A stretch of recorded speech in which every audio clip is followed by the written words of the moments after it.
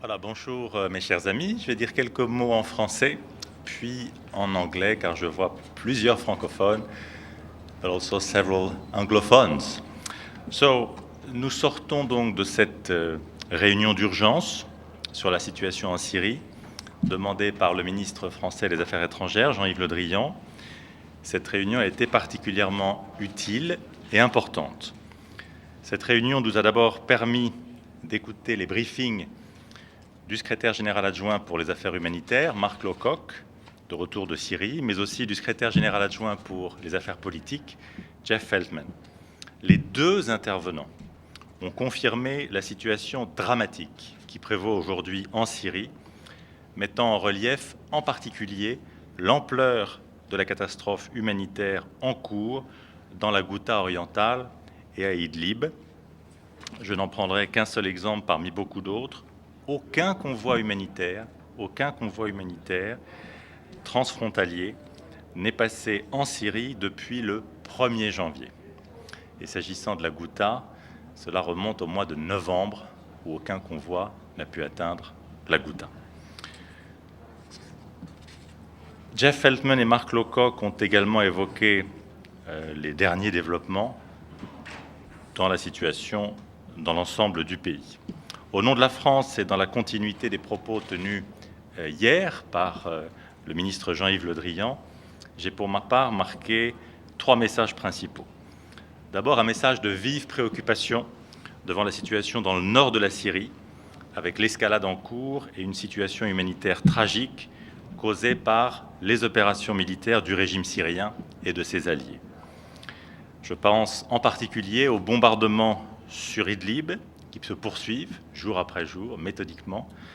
Et je pense également au siège de la Ghouta orientale, un siège qui est digne du Moyen-Âge. La détérioration de la situation est d'autant plus inacceptable qu'elle concerne des zones dites de désescalade, censées être garanties par les partis d'Astana. Mon deuxième message a été un message ferme d'appel au strict respect du droit international humanitaire dans l'ensemble de la Syrie, et notamment d'un accès immédiat et sans entrave, en particulier dans la Ghouta orientale, ainsi qu'une condamnation tout aussi ferme des bombardements indiscriminés par le régime dans la province d'Idlib, qui touche, vous le savez, des milliers et des milliers de civils innocents. Et j'ai, avec l'appui de beaucoup de mes collègues, insisté auprès de Mark Lowcock sur la nécessité d'obtenir des garanties du régime sur ce point et sur ces points. Enfin, un message d'urgence sur la nécessité vitale de créer sur le terrain les conditions nécessaires à la stabilisation de la Syrie, de garantir un environnement neutre, puisque c'est le terme clé, et de créer ce faisant les conditions pour la reprise d'une négociation politique conduisant à une solution inclusive. Et à l'inverse, il faut voir que sans un tel environnement, sans la stabilisation qui est aujourd'hui nécessaire, un processus politique de sortie de crise est illusoire et ne ferait que reconduire la violence. Au total, cette réunion d'urgence était non seulement utile, mais je crois indispensable, à la veille de la séquence politique très lourde qui est devant nous, pour, je dirais, au moins 3 raisons. D'abord, pour avoir une appréciation commune de la situation, pour que l'ensemble des membres du Conseil de sécurité aient une appréciation commune, objective, incontestable de la situation. Et cette situation, par sa gravité, est sans ambiguïté. Les membres du Conseil de sécurité abordent donc la réunion de Vienne, notamment, qui est la prochaine étape, avec la même base d'informations objectives et, hélas, sans aucune ambiguïté sur la gravité de la situation en Syrie. Personne ne peut dire qu'il ne savait pas. Deuxième raison pour laquelle cette réunion est particulièrement importante, c'est pour maximiser les pressions sur ceux, à commencer par le régime de Damas, qui sont les premiers responsables du désastre humanitaire en cours en Syrie.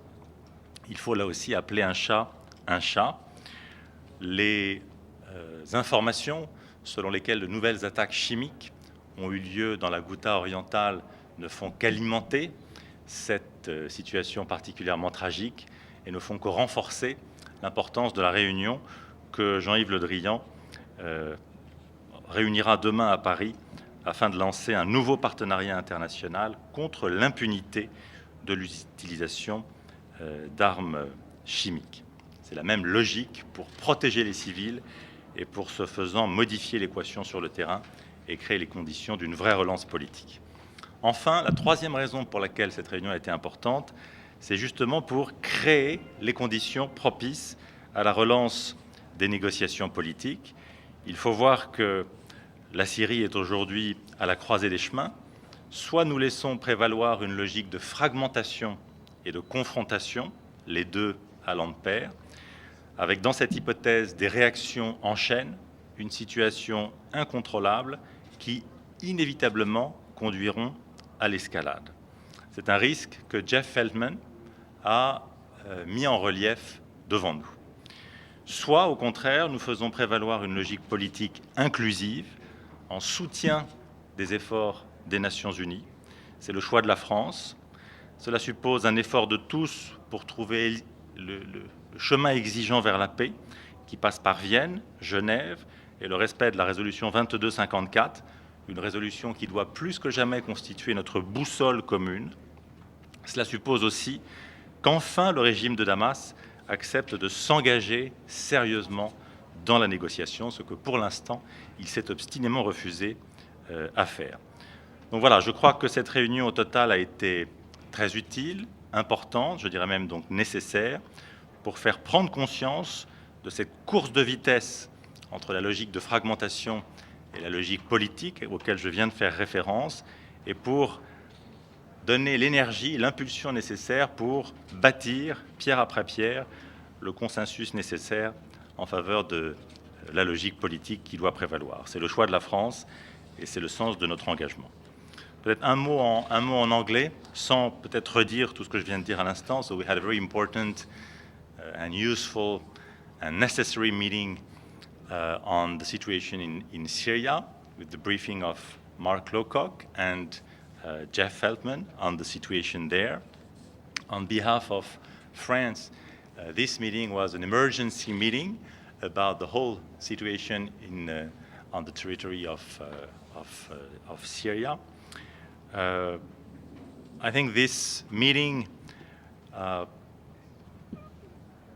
if I should summarize, right, I will not repeat everything I said in French, but I think first of all, both Mark and Jeff confirmed the humanitarian tragedy in Syria, related first and foremost to the situation in eastern Ghouta and Idlib.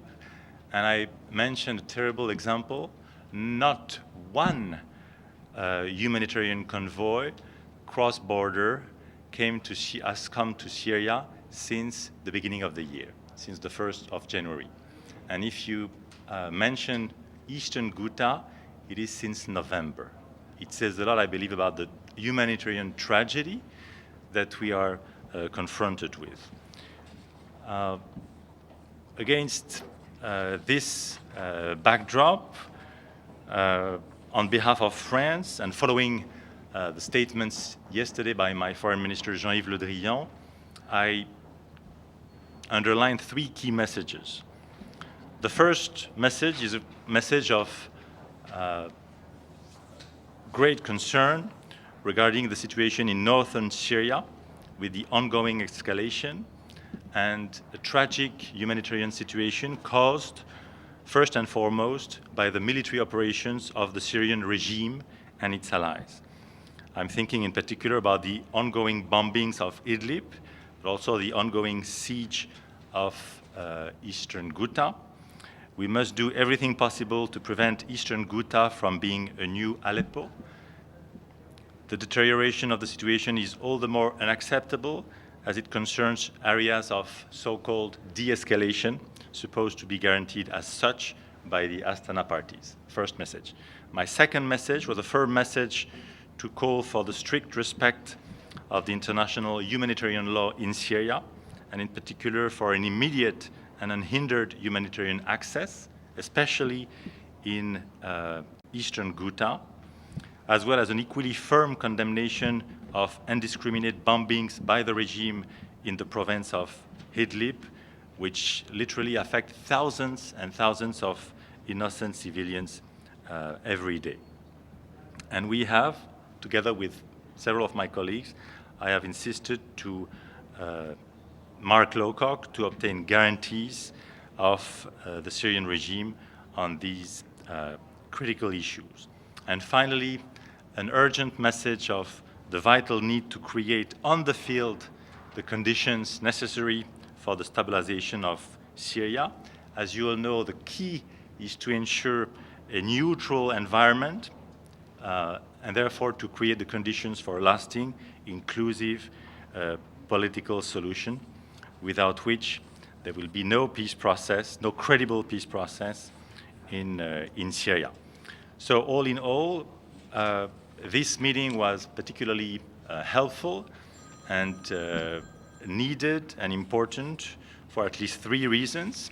Number one, it allows us, with the members of the Security Council, to have a common basis of information and appreciation of the situation. And there is absolutely no ambiguity about it.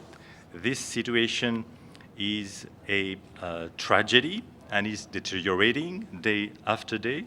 So we have the same objective information now on the reality of the situation in Syria. Nobody can say that he or she was not aware of this now. Secondly, I think this meeting was very important also to maximize the needed pressure on the Syrian regime, which is the first responsible for the situation, especially in eastern Ghouta and Idlib. Let's call a spade a spade. I think the information that we recently got about possible chemical attacks in eastern Ghouta only reinforce the need for a strong reaction from the international community. And in this respect, the meeting that Jean-Yves Le Drian will preside tomorrow in Paris to denounce precisely the impunity with respect to the use of chemical weapons is particularly important. And last but not least, this meeting was absolutely critical, of course not enough, but absolutely indispensable and critical to create the conditions for the renewal of the political peace process, of political negotiations in Syria. The country is at a crossroads today. Either the fragmentation goes on, and then the worst is to come, and then the situation might easily get out of control and escalate further and further through chain reactions that we all have in mind. And I think Jeff Feltman, I don't want to speak for him, but was quite clear about this risk today, answering one of my questions. Either we together fight beyond our differences in order for a inclusive political solution to prevail. This is France's choice. This implies to all roll up our sleeves and find the narrow path and demanding path toward peace that goes through Vienna, Geneva, and first and foremost the respect of the resolution 2254, which is more than ever our common compass, our common guide. But it also implies, let's call a spade again, that the Syrian regime finally decides to seriously engage into the negotiations, which it has for the time being refused to do. So here, I believe, is the main reason for this meeting, how to win the race that is happening before our eyes between this logic of fragmentation, chain reactions, worsening situation, deteriorating humanitarian tragedy on one side, and on the other side, the hope that all Syrian people have on us, on the Security Council in particular, to recreate the conditions for a serious political process leading to the inclusive political solution that this country needs. And we are more than ever at a crossroads as we speak. Pardon.